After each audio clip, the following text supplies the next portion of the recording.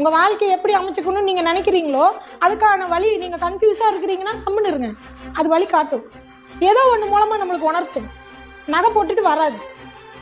ஏதோ ஒருத்தங்க மூலமாக, ஏதோ ஒரு காரியம் மூலமாக, ஏதோ ஒரு சமிக்ஞை மூலமாக நம்மளுக்கு உணர்த்தும். அப்போ அதை பிடிச்சிக்கணும்.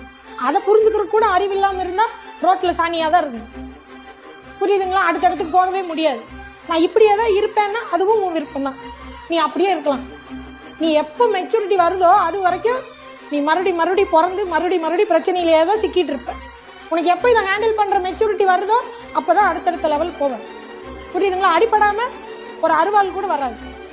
புரியுதுங்களா? தங்கத்தை தீயில உருக்குனாதான் அது நகையாக மாறும். இல்லையா? இல்லை சொரங்கத்துக்குள்ளே எங்கேயோ கரியில் எங்கேயோ அடியில் தான் கிடக்கும். அதை எடுத்து தீயில போட்டாதான் சுட்டாதான் தங்கம்னு சும்மாவா சொன்னாங்க? அது சாமி கிட்ட போகுது, நம்ம கிட்ட வருது, அதை நம்ம பத்திரமா பீரோல வைக்கிறோம். அதுவே ஒவ்வொருத்தங்களும் ஒரு கஷ்டத்தை தாண்டும் போதுதான் அதோட வலி தெரியும், அதோட அருமை வெளியே தெரியும். அப்ப அந்த கஷ்டம் வர்றது நம்மளோட பவர் வெளியே தெரியறது.